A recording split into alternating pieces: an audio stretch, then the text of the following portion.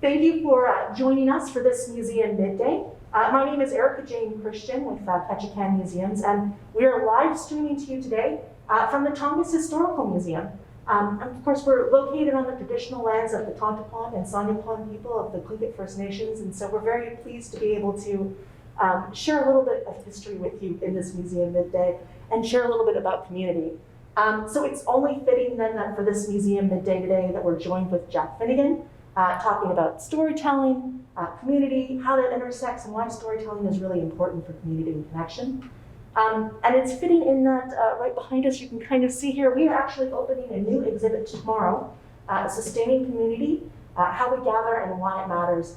And really central to that exhibit is those stories that are woven throughout the story of our community through interviews and objects and photos. And so I'm glad that we get to learn a little bit more about storytelling today. Jack's experience in storytelling is multifaceted across many formats, venues, and platforms, from telling tales on the stage as an actor, director, and playwright, locally here in Ketchikan and abroad, to helping to give his fishing charter passengers a once-in-a-lifetime experience so that they can build their own stories. Jack works directly with others to hone their storytelling craft and facilitate lively and raucous celebrations of local stories through his work with First City Players and the Ketchikan Area Arts and Humanities Council. I'm sure that that's only scratching the surface, and we'll learn a little bit more about some of that work too here today. Jack's projects all really seem to center on connecting through storytelling. So you can argue with us later on that if that's the case, but we're really glad to learn more about your work and the importance and impact of storytelling in our community. So everyone, Jack Finnegan. And if you have questions throughout, or you just want to give a shout out to Jack and some of the work that he's done, feel free to do so in the comments, and we'll make certain to convey any questions. But thank you, Jack. Thank you, Erica Jane. Well, I'm very pleased to be here. I'm very excited to see this exhibit, which I've heard quite a bit about over the course of its formation, and I'm really looking forward to kind of diving deep into what is on offer here. Before we begin any conversation, which I'm looking forward to, I'm just going to read a little bit about my background in storytelling. I'll just get right to it. Hello again. As mentioned, my name is Jack Finnegan, and as I said, I'm looking very much forward to a conversation, and I hope to entertain several of your questions. But first, I'd like to share a bit about my background in storytelling and to offer a few thoughts about stories themselves and storytelling, which I believe constitute one of the very roots of human understanding. Storytelling allows us to give shape and discernible order to the barely contained chaos of the lived experience. Life is wonderful and terrifying. And the wonders and terrors of being alive give rise to myth and to legend, to theater and poetry and painting and song, to systems of philosophy, religion, and scholarship. These and every other form of human self-expression and self-investigation are built upon the architecture of storytelling. Stories are our best mechanism for exploring and sharing a deeper understanding of the life that we've been given, the world and time in which we reside, and our neighbors, all other humans. Now, as a student of philosophy, I take a somewhat finite view of the personal lived experience and try to abide by the concept of memento mori.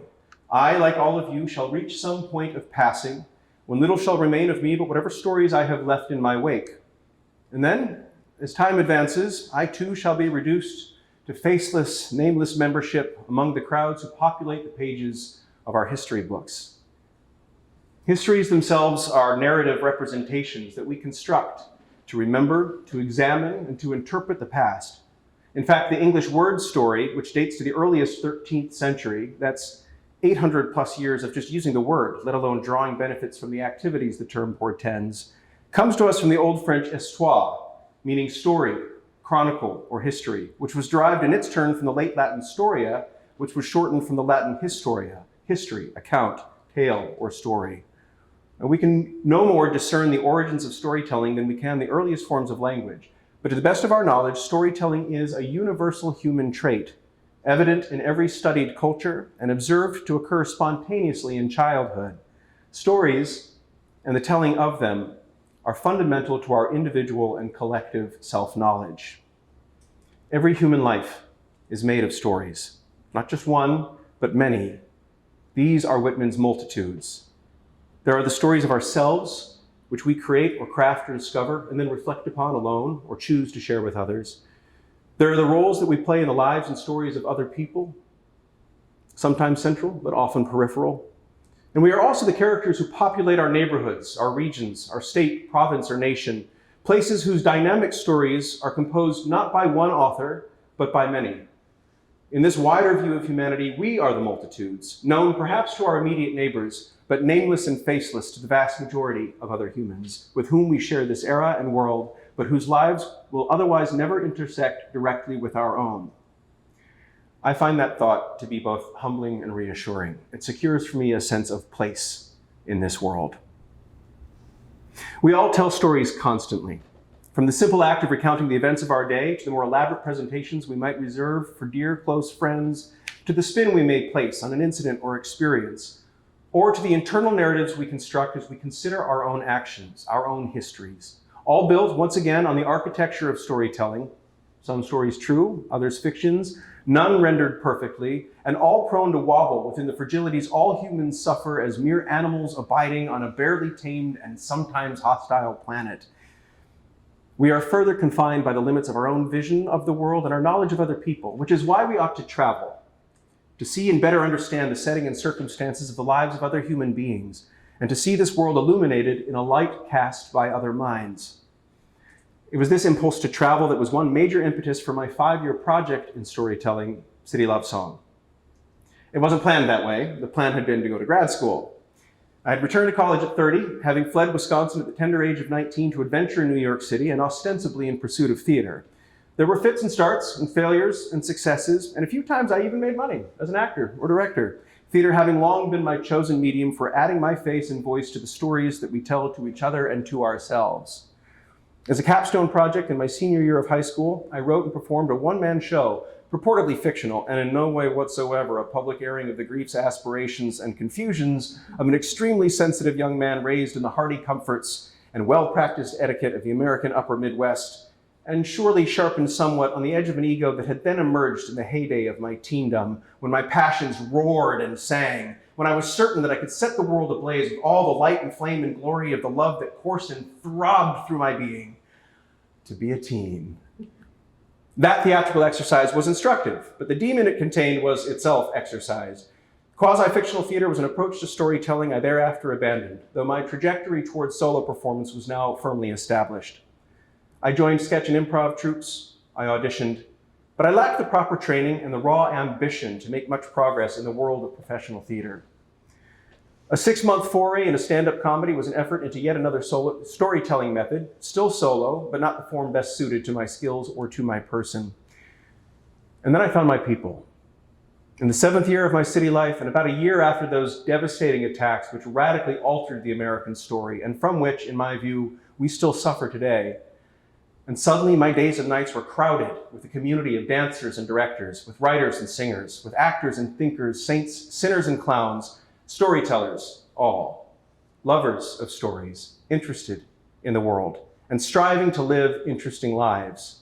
I reveled in the company of others impassioned by the unspeakable beauty of the living world and the profound cruelties humankind inflicts upon itself, and I was enlivened.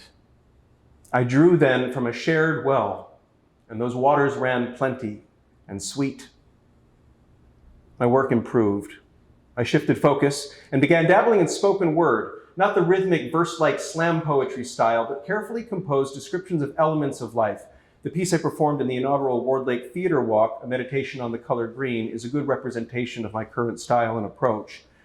This effort, I might add, is well served by the experiences gained from my participation in the drama, debate, and forensics programs offered in my middle and high school.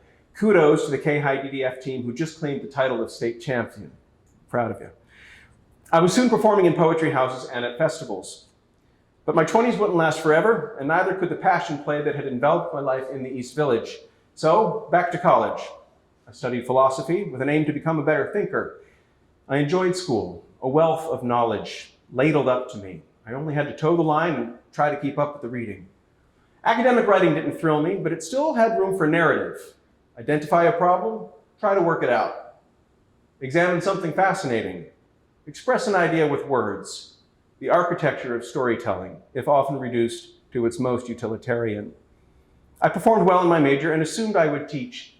Teachers are among the most crucial stewards of story and knowledge, and many great teachers make good use of stories to engage and to educate those young and still forming humans whose own personal stories are in varying stages of development.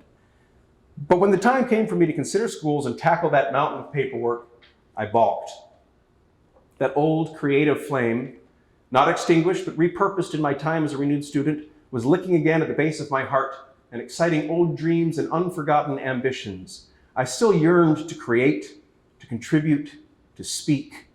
I still wanted to lend my voice to the broader human story, to be public-facing and deliberate, to share tales that somehow capture the elements of how it feels to be alive, and to spur not only some echo of that feeling in anyone who might hear me, but to stir in others a desire to venture out into the world and to discover with intention the richness of this brief life that unfurls before our eyes.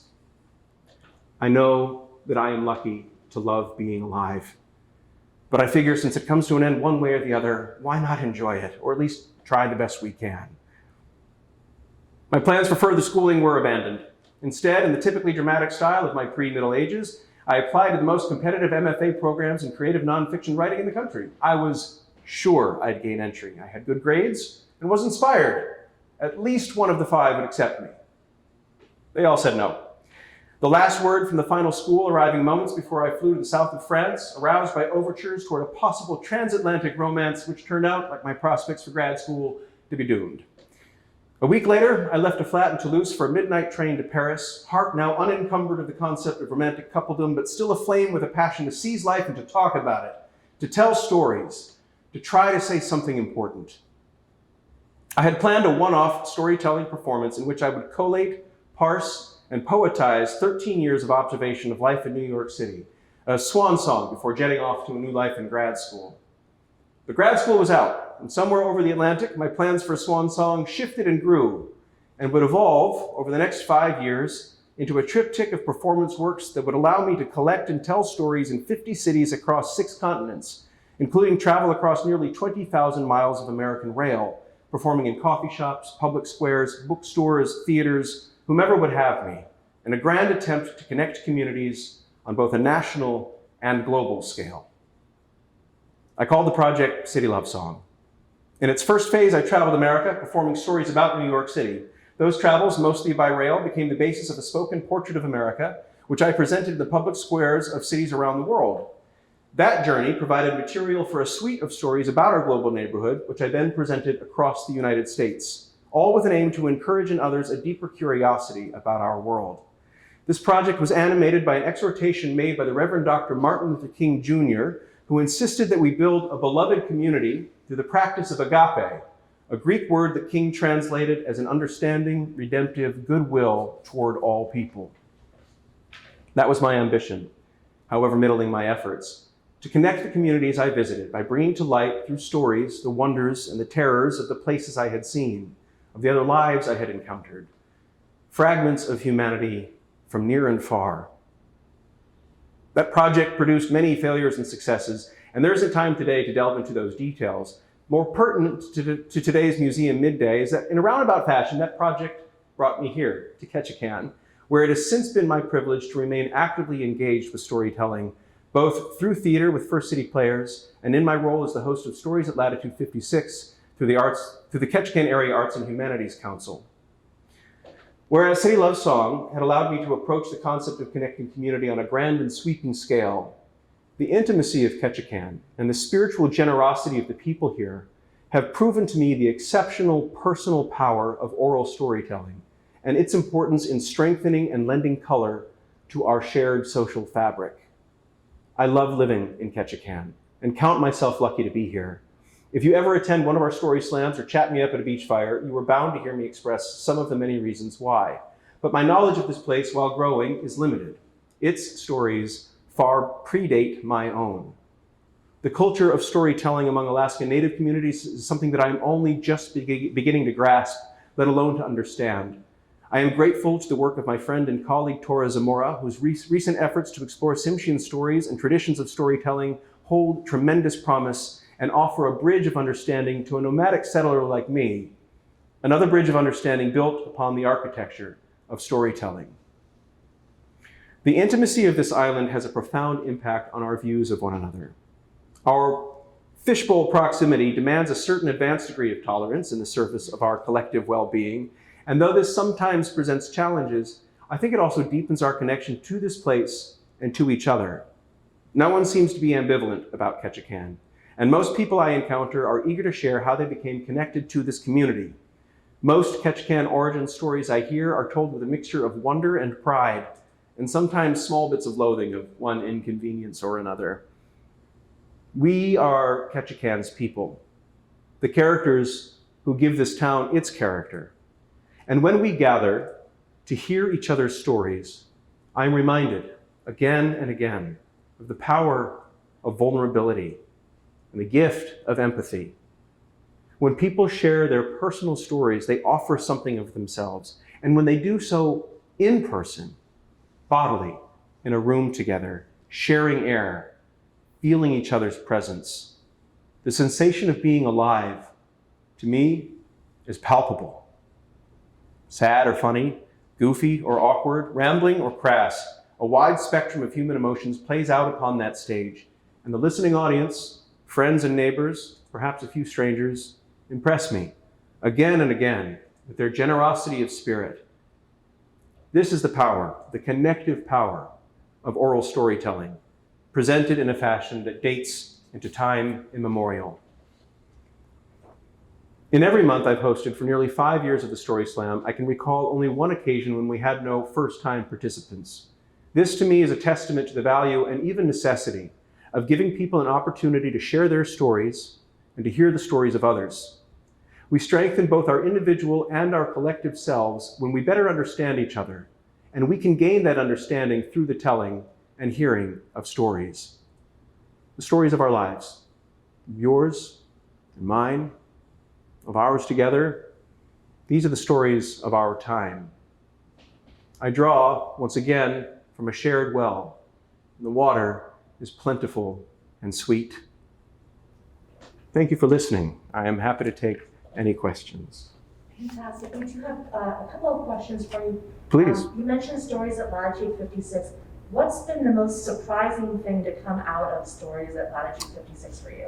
The most surprising thing, I think it is the degree to which people who express an early hesitation to participate suddenly find they have the courage to join the stage.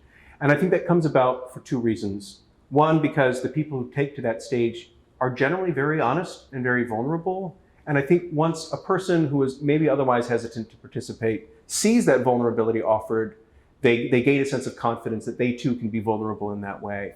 I think the second component of it, which is so crucial, is the nature of the audience. As I mentioned in these pages, I am continually impressed at how receptive the audience is. And that extends beyond just the Story Slam. When I miss the monthly grind very, very much. And I hope to see it in play again soon. But one of the things that I've always enjoyed about the monthly grind is how positive and affirming that audience tends to be, not even seems to be. I mean, they are that affirming. And so even if someone is trying something for the first time, whether it's a song they're playing on the guitar at the monthly grind or sharing a personal story in front of a group of strangers and maybe some friends on stage, I'm always pleasantly surprised when someone finds that courage again. It happens quite frequently. And when people express interest in the program and ask about it, I tell them to just come join us. I'm not going to pressure you to get on stage. Just come see how it all plays out. And I would say 6 or 7 times out of 8 or 9, people who had expressed some interest end up taking to the stage eventually. We've got another question from here. What untold story would you love to be able to tell? Oh my gosh. I might have to meditate on that question I'd love to marinate on that if I may. No. I don't know. I mean, untold stories, sometimes, I mean, the immediate thought is like, do I have a secret? You know? Or is there actually, you know what? I had a paragraph in here that I ultimately excised because I didn't think it fit with this per se. But now, due to this question, I will say I kind of fell down a little rabbit hole once I started talking about philosophy and my views on memento mori and how I have this kind of finite view of what the personal life is like and the duration of lifetime that we have and what that means and the impact of time. And there is, I've probably 10 to 15 years of thinking and reading on the subject of time, on the concept of time, on the puzzles of time, which at some point in the future, should I be lucky enough to have one, I would like to address probably in a performance of some kind, because I think it's a fascinating subject that yields some really interesting questions. So it's a story I hope to tell maybe in the next 5 to 10 years. Which is a good segue there. Can you share a few future or current projects with us? The story at Latitude 56 is an ongoing project. We're still meeting the second Tuesday of every month at the Creek Street Cabaret. And it's an open invitation and nobody has to perform. We just want you to join us there. So that's ongoing. I'm still lucky enough to be in the employ of First City Players, and I am in the last few days of a 20-day theater workshop residency that I've been holding at the Tonga School of Arts and Sciences. So that's an ongoing project now. And then this piece I mentioned about time has been sort of percolating in the back of my mind for quite some time. I have ambitions to create maybe a limited podcast detailing some of the experiences of the City Love Song Project, because those 5 years of travel and observation created a mass of material that I could never work through in 10 lifetimes. But I'm constantly going back to those notes and those stories, and I'd love to give them fresh air and light again. I've just been very occupied with other projects, so I haven't really had a chance to dig into them. Yeah, I think that's one of the questions that we've always had is like, when's the series of love songs for Ketchikan going to come to fruition? Yeah. I would say I'm building that work in little bits and pieces. I think the first, I gave a presentation of portions of the City Love Song stories my second summer, I believe it was my second summer here in Ketchikan, which was an incredible experience. That was at the Main Street Gallery before I was involved with the Arts and Humanities Council. But I have written a number of pieces about Ketchikan or that pertain to Ketchikan. The piece I mentioned from the Ward Lake Theater Walk, though it was a meditation on green, it was very focused on the greenery that surrounds and abounds here in Ketchikan. I think the first original spoken word piece about Ketchikan that I presented publicly was a piece titled Two Islands, Two Towns, which won me or helped me win the crown, the Devos crown at Divas and Devos with First City Players back in 2014. The years kind of run together. But that was very much a piece about Ketchikan. And so I have this small but growing collection of reflections on this town and its community, which each of them stand alone. I may someday find a way to tie them all together, but that work is always in development.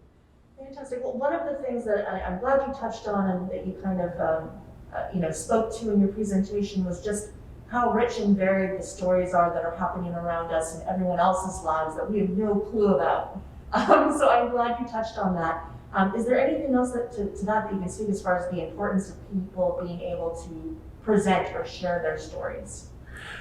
I think keeping in mind the nature of your relationship to the community in which you reside, and I think that's a big part of this exhibit. It's about connecting community, and it doesn't matter how. It's so hard to say because each of us forges our own path through this life, but you cannot help but interact with or encounter other people. And however small or fleeting those moments are, they stand as part of the picture of the life that you have lived. And it's easy to get sort of bogged down into this view of what I am doing is the most critical, important thing. And often it will be. I mean, we all deal with stressors and responsibilities and anxieties and insecurities, and that's just part of being human. That's just part of being alive. But keeping some sense of context and perspective, and to remember, bearing in mind what it might be like to walk in the shoes of another, I think is an excellent way to keep yourself open to maintaining that sense of community. And then when it comes to storytelling itself, when you do engage with whether it's a friend, a partner, a coworker,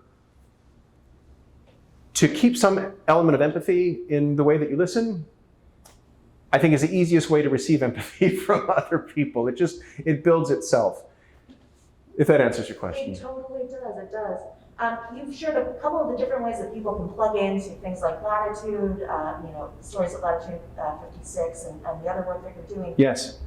Before we let you go, unless there are other questions that pop up, Yeah. Are there other things you might like to share as far as how people can get involved? Yeah, well, I mean, look for opportunities, create opportunities, and there are so many things that are happening already. The Stories at Latitude 56 program obviously is one of them. These museum middays, just being tuned into what's happening here is a great way to be aware of what's happening in your community. And the work that Tora Zamora is doing, which I think just started her first presentation at Just Dandy Apothecary and Cafes, where she's hosting, is it the We plugged it in the comments. first or third? It's the third Monday of every month. And I asked, she was so generous and thoughtful. I asked her to send me a proper pronunciation of the name of her event, and I can't recall it now. It's in my phone, which is in my jacket. But the event that she staged, or that it wasn't staged, that she presented, the inaugural event for that program was just stunning. And the amount of work that she is doing and the possibilities I see there is something more people should be aware of. So. Oh, okay. We've got a couple. We've got some really, really choice ones. Thank you, everyone who's dropping some questions for Jack in the comments. We'll keep him on his toes here. How do you determine which of your experiences are worth sharing and developing into stories? That's a great question. I try, especially when I want to answer that question, but I want to proceed by saying it's important to travel, but you don't have to go far to travel. I mean, you can travel simply by connecting with the environment that you are in from a new perspective or in a new way. You know, if you focus on something, a subject, a pattern, a relationship, observations, I mean, people watching is just an excellent way to gain an understanding of what's going on around you. You don't need to go someplace to travel. You can, I think that point makes itself. When I am traveling though, and especially in working travel like that, I mean, sure, I had the advantage of seeing all of these incredible places, but it was very much a working project. And so when I travel, or when I'm just working through the world, I am paying especially close attention to those moments when I feel in harmony with something larger than myself. And when I get that sense of connectivity, whether it's by virtue of scenario or circumstance or relationship or some combination thereof, I pay especially close attention because that resonant frequency, that sensation of harmonizing with what is around me, and it may be something terrible. I mean, witnessing the events of September 11th was absolutely, I felt connected in a very raw and powerful way to what was happening in the world. And so it left, of course, a searing impression upon me. But that may come from the most delicate, just maybe watching a bird move. You know, when you feel like you are connected to something bigger than yourself, I think to me, that is evidence of your humanity awakening to the reality of your life. And that is a moment worth examining. And if in the examination, it produces a narrative, you construct a story. Or that moment just becomes a detail in the story of your life. Fantastic. Jack, where do you like to gather in Ketchikan? Is there a specific spot or event that holds meaning to you? Well, with respect to storytelling, absolutely the Story Slam. It's just unless we're talking about, like, I wonder if I could ask for, is it like via Facebook or something? You can take that question how you'd like. Okay, yeah. You get to curate the response there. Sure, okay. Well, I love the personal nature of the Story Slam, of course. And so it's one of my favorite events to bear witness to in this regard. When I am taking in, I kind of love the duality that Ketchikan in a typical season experiences. You know, it's like we put on a different hat when those ships are coming to town. And we are suddenly playing host to a very dynamic, ever-changing community that is both of a kind and also very individually distinct. And you mentioned in your opening the work I do as a charter captain, and I would say that is, come to think of it, one of my favorite settings for sharing stories about Ketchikan and for gathering stories about the people that I meet. But when we're on that boat and we're far from town and we're just taking in the ecosystem around us, the environment itself, and I'm able to relate some of the things that I love about this place, I think it really packs a punch.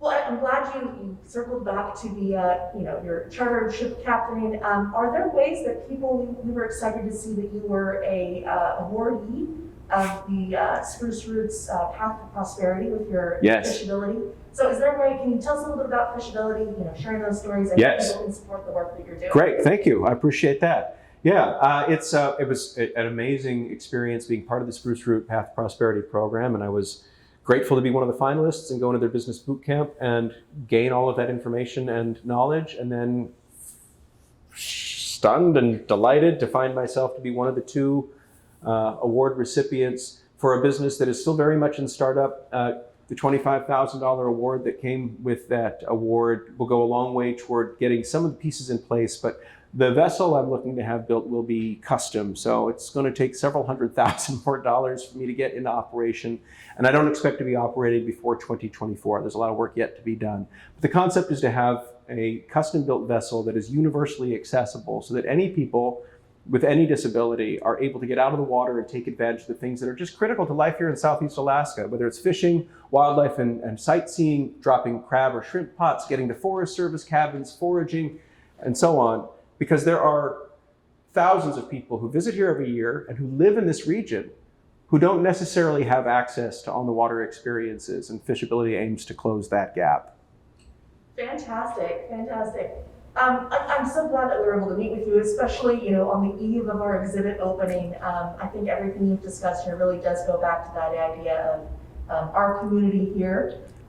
So again, we want to thank Jack Finnegan for joining us for this museum midday. We look forward to joining you at Stories at Latitude 56 and all the other fantastic events and community groups that you're involved with. So thank you again to Jack Finnegan. Thank you.